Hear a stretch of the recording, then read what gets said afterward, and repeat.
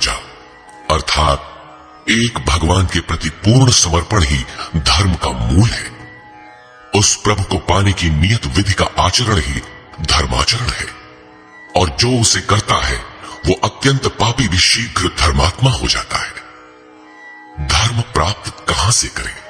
ब्रह्मणो हि प्रतिष्ठाहम् अमृतस्याव्ययस्य च शाश्वतस्य च धर्मस्य सुखस्य एकांतिकस्य च। उस अविनाशी ब्रह्म का, अमृत का, शाश्वत धर्म का और अखंड एक रस आनंद का मैं ही आश्रय हूं, अर्थात परमात्म स्थित सद्गुरु ही इन सबका आश्रय है। नोट: विश्व के सारे धर्मों की सत्यधारा एक ईश्वर गीता का ही प्रसारण है।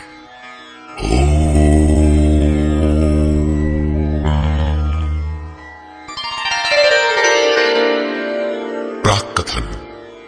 वस्तुतः गीता पर टीका लिखने की अब कोई आवश्यकता प्रतीत नहीं होती, क्योंकि इस पर सहस्त्रों टीकाएं लिखी जा चुकी हैं, जिनमें 50 तो केवल संस्कृत में ही है।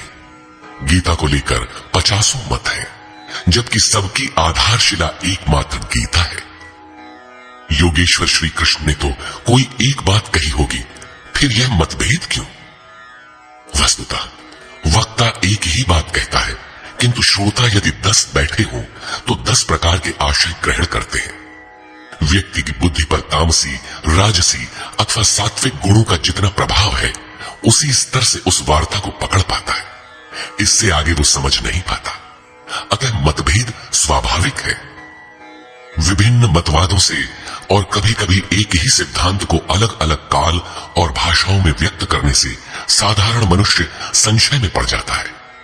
बहुत सी टीकाओं के बीच वह सत्य धारा भी प्रवाहित है, किंतु शुद्ध अर्थ वाली एक टीका हजारों टीकाओं के बीच रख दी जाए तो उनमें यह पहचानना कठिन हो जाता है कि यथार्थ कौन है। वर्तमान काल में गीता की बहुत सी टीकाएं हो गई हैं। सभी अपनी अपनी सत्यता का उद्घोष करती हैं, किंतु गीता के शुद्ध अर्थ से वे बहुत दूर हैं। निस्संदेह कुछ महापुरुषों ने सत्य का स्पर्श भी किया, किंतु कतिपय कारणों से वे उसे समाज के समक्ष प्रस्तुत न कर सके।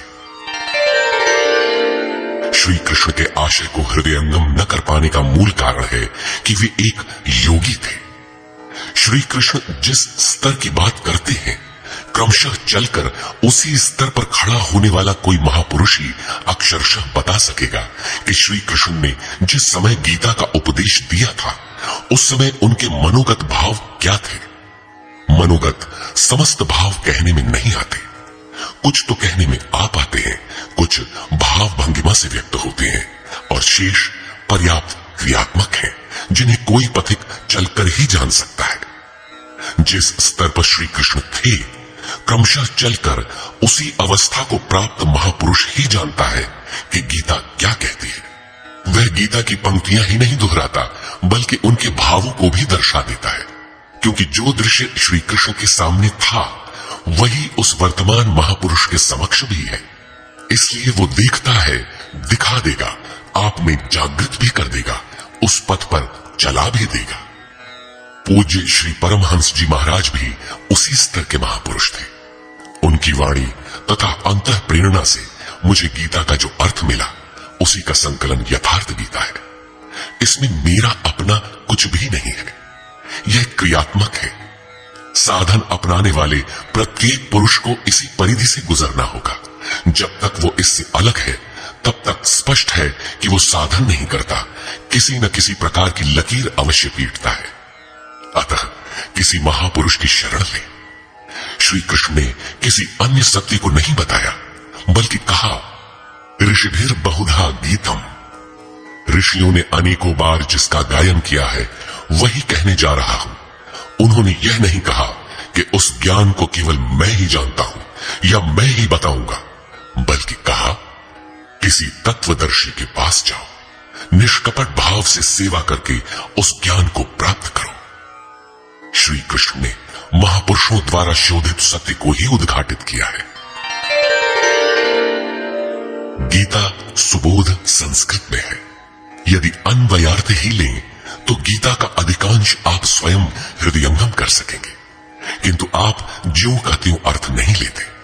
उदाहरण के लिए श्री कृष्ण ने स्पष्ट कहा कि यज्ञ की प्रक्रिया ही कर्म है, फिर भी आप कहते हैं कि खेती करना कर्म है। यज्ञ को स्पष्ट करते हुए उन्होंने बताया कि यज्ञ में बहुत से योगी जन प्राण में अपान को हवन करते हैं, बहुत से अपान में प्राण को हवन करते हैं, बहुत से योगी प्राण अपान दोनों को रोककर प्राणायाम परायण हो जाते हैं, बहुत से योगी इंद्रियों की संपूर्ण प्रवृत्तियों को संयमाग्नि में हवन करते हैं। इस प्रकार श्वास प्रश्वास का चिंतन यज्ञ है, मन सहित इंद्रियों का संयम यज्ञ है।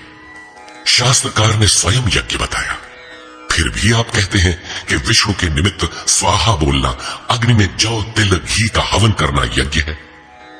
उन योगेश्वर ने ऐसा एक शब्द भी नहीं कहा। क्या कारण है कि आप समझ नहीं पाते? बाल की खाल निकालकर रटने पर भी क्यों वाक्य विन्यास ही आपके हाथ लगता है? आप अपने को यथार्थ जानकारी से शून्य ही क्यों पाते हैं? वस्तुतः मनुष्य जन्म लेकर क्रमशः बड़ा होता है तो पैतृक संपत्ति, घर, दुकान, जमीन जायदाद, पद प्रतिष्ठा, गाय भैंस, यंत्र उपकरण इत्यादि उसे विरासत में मिलती है। ठीक इसी प्रकार उसे कुछ रूढ़ियां, परंपराएं, पूजा पद्धतियां भी विरासत में मिल जाती है। 33 करोड़ देवी देवता तो भारत में बहुत पहले गिने गए थे। विश्व में उनके अनगिनत रूप हैं। शिशु ज्यों ज्यों बड़ा होता है, अपने माता पिता भाई बहन पास पड़ोस में इनकी पूजा देखता है। परिवार में प्रचलित पूजा पद्धतियों की अमिट छाप उसके मस्तिष्क पर पड़ जाती है। देवी की पूजा मिली तो जीवन भर देवी देवी रटता है। परिवार में भूत पूजा मिली तो भूत भूत रटता है। कोई शिव तो कोई कृष्ण तो कोई कुछ पकड़े ही रहता है, उन्हें वो छोड़ नहीं सकता। ऐसे भ्रांत पुरुष को गीता जैसा कल्याणकारी शास्त्र मिल भी जाए तो वो उसे नहीं समझ सकता। पैतृक संपदा को कदाचित वो छोड़ भी सकता है, किंतु इन रूढ़ियों और मजहबी पचड़ों को नहीं मिटा सकता। पैतृक संपत्ति को हटाकर आप हजारों मील दूर जा सकते हैं, किंतु दिल दिमाग में अंकित ये रूढ़िगत विचार वहां भी आपका पिंड नहीं छोड़ते। आप सिर काटकर अलग तो नहीं रख सकते। अतः आप यथार्थ शास्त्र को भी उन्हीं रूढ़ियों, रीति रिवाजों, मान्यताओं और पूजा पद्धतियों के अनुरूप ढालकर देखना चाहते हैं। यदि उनके अनुरूप बात ढलती है, वार्ता का क्रम बैठता है, तो आप उसे सही मानते हैं, और नहीं ढलती तो गलत मानते हैं। इसीलिए आप गीता का रहस्य नहीं देख पाते। गीता का रहस्य रहस्य ही बनकर रह जाता है। इसके वास्तविक पारखी संत अथवा सद्गुरु है। वही बता सकते हैं कि गीता क्या कहती है। सब नहीं जान सकते। सबके लिए सुलभ उपाय यही है कि इसे किसी महापुरुष के सान्निध्य में समझें, जिसके लिए श्री कृष्ण ने बल दिया है।